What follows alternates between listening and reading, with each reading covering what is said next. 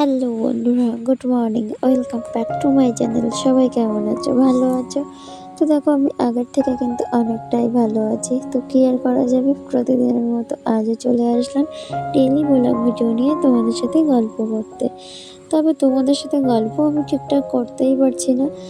তো তার আগে তোমরা একটু দেখো, এখানে কিন্তু সুন্দরবনের কাঁকড়া এসে রেডি হয়ে গেছে। হ্যাঁ, তোমরা তো সবাই জানো মা বাবা মানে নদীতে গেছিলো কাঁকড়া মারতে। আর সেই কাঁকড়াগুলো এনে কিন্তু মেরে রাখা হয়েছিল ঠিকই, কিন্তু আমাদের ঠিকঠাক করে খাওয়া হয় না, কারণ বাড়িতে আমি অসুস্থ। আর আমি অসুস্থ বলে মা এই কাঁকড়াগুলো রান্নাও তো করেই না, ওইভাবে রেখেই দিয়েছিল।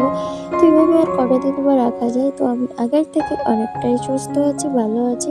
তার জন্য মা ঠিক করলো না কাঁকড়াগুলো আজকেই রান্না করবো। তো জাস্ট দেখো কাঁকড়াগুলো কি বড় বড় সাইজের, আর সত্যি বলতে বন্ধুরা কাঁকড়াগুলো এত ঘিনু হয়েছিল আর খেতে খুব টেস্টিও লেগেছিল।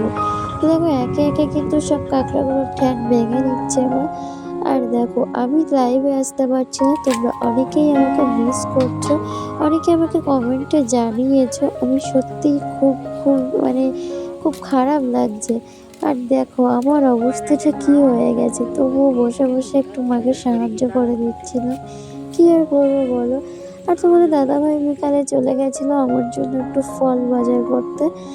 এই তো, কারণ ডাক্তার বলেছে মানে শরীর প্রচণ্ড দুর্বল হয়ে গেছে, তো একটু ফল টল খেলে আর কি মানে এই সমস্ত বলেছে। যাই হোক, তো তার জন্য তোমাদের দাদাভাই ফল আনতে গিয়েছিল। আর এটা হলো ফলের দোকান। দেখো এখানে সব রকমেরই কিন্তু ফল পাওয়া যায়।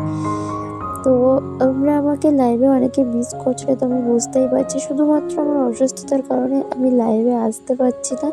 তবে এখন মোটামুটি আমি সুস্থ আছি, ঠিক আছে। তো কাল থেকে আমি আবারও লাইভে চলে আসবো, তোমরা অবশ্যই কিন্তু চলে এসো। আর তোমরা আমাকে এত এত ভালোবাসা দিয়েছো, এত এত স্নেহ করছো, তোমাদের জন্যই কিন্তু আমি আরও তাড়াতাড়ি সুস্থ হয়ে উঠছি। আর একটা কথা বললেই নয়, সত্যি তোমরা সারাক্ষণ যেভাবে আমাকে কমেন্ট করছো, আমার নোটিফিকেশন একটার পর একটা চলে আসছে। আমি সত্যিই অবাক হয়ে যাচ্ছি, যেন মনে হচ্ছে আমার পরিবারের সদস্যরা আমাকে খুব মিস করছে। তো দেখো এটা ছিল আমাদের এখানকার একটা ছোট্ট বাজার। তো দেখো ছোটোখাটো গ্রাম অঞ্চল বলে কথা, এখানে ছোটোখাটো বাজার বসে, যে যেমন পারে সে তেমনই কিন্তু সবজি বা জিনিসপত্র যে যেমন পারবে সেরকমটা নিয়ে কিন্তু বসে। সবাই এখানে খেটে খাওয়া মানুষ। তো দেখো সবাই এখানে বাজার নিয়ে বসেছে, যার যেরকম যা দরকার সেরকমভাবে কিন্তু সে সেরকমও নিয়ে যায়। তো সেই জন্য তোমাদের দাদাভাইও কিন্তু এখানে চলে এসেছিল ওই যে আমার জন্য একটু ফলমূল নিতে।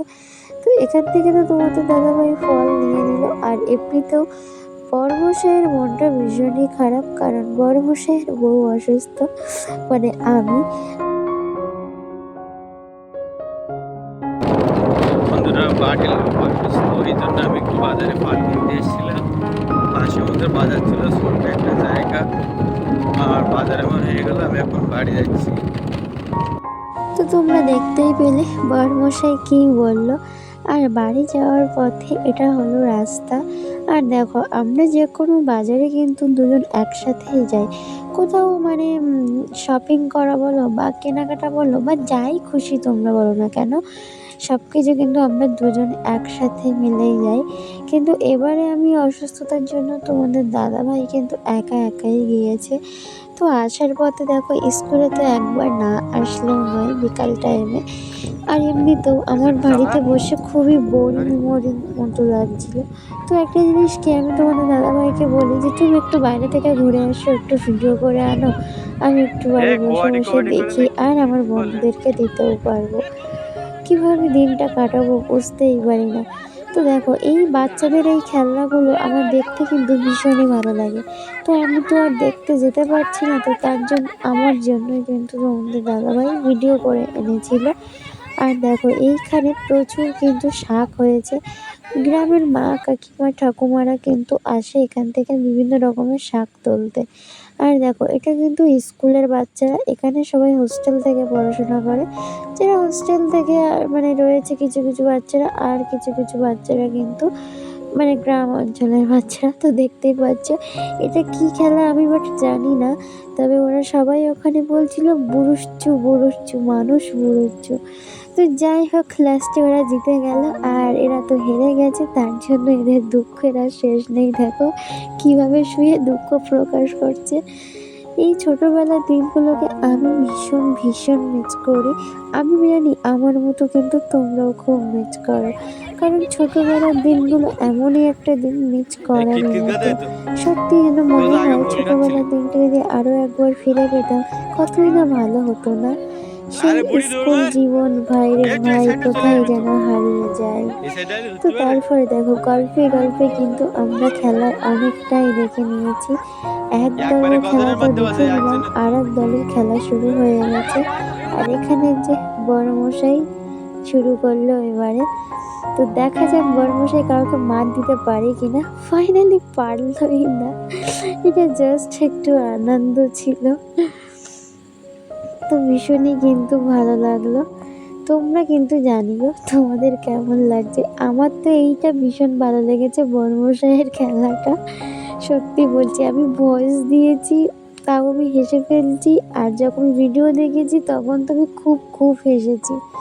তো বন্ধুরা তোমরা তাহলে দেখতে থাকো, আমি ভিডিওকে আর বেশি বড় করলাম না, এখানেই শেষ করছি।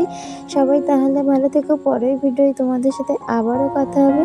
আর আমার এই ছোট্ট ভিডিওটি তোমাদের ভালো লাগলে চ্যানেলটি অবশ্যই সাবস্ক্রাইব করো ভালোবেসে, আর লাইক করো, আর কমেন্টে কিন্তু আমাকে অবশ্যই জানিও তোমাদের কেমন লাগলো। আর এটা হলো স্কুল থেকে বেরোনোর পথ। এই যে দেখো এই সময়টা কিন্তু এখানে ফুল গাছ লাগানো থাকে, কিন্তু এখন আর নেই।